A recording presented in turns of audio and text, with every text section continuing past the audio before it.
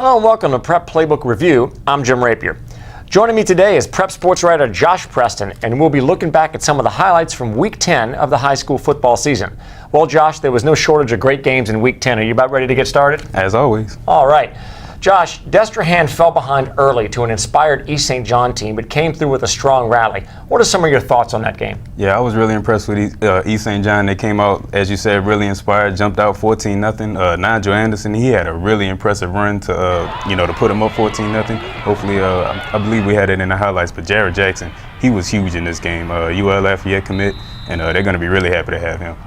Destrehan did what it had to do to get back in this game. What was the key for the Wildcats? That kid right there, Will Matthews, as always, he's always running hard, running over people, dragging people. And Kirk Merritt, he's an explosive kid as always, and he made a couple of really big plays. This one to kind of ice the game, and he had an 84-yarder early on just a screen pass.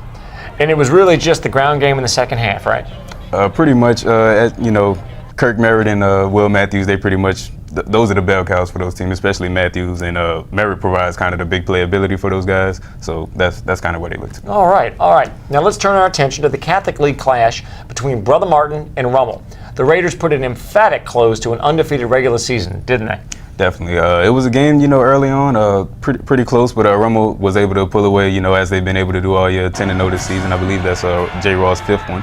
And you see a big play here from Christian Fulton. He is a really good, really special corner. He's has a lot of interest already, and he's just a junior. The Raiders seem to just follow the script that's worked for them all season.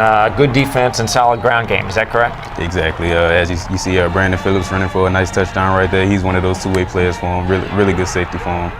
Brother Martin tried to come back, towards the end of the game, but not quite.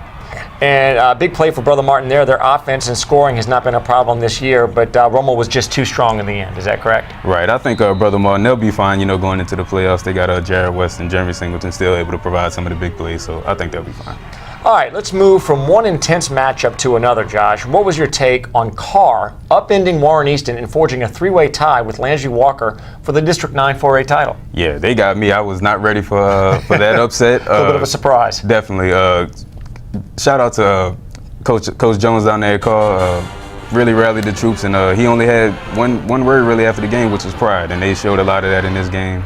As we see in the highlights here, Easton, known for the offense, got a defensive touchdown and really had some emotion going early on, but Carr settled down and really took it to him, didn't they? Right. Alden Clark, really big game. Kind of struggled a little bit early against Landry Walker a couple weeks ago, but he's made a lot of improvements, as have the whole team, and they're really looking to click on all cylinders going into the playoffs. And here we see the final fourth down attempt for Easton, which Carr was able to thwart, and that pretty much secured the victory.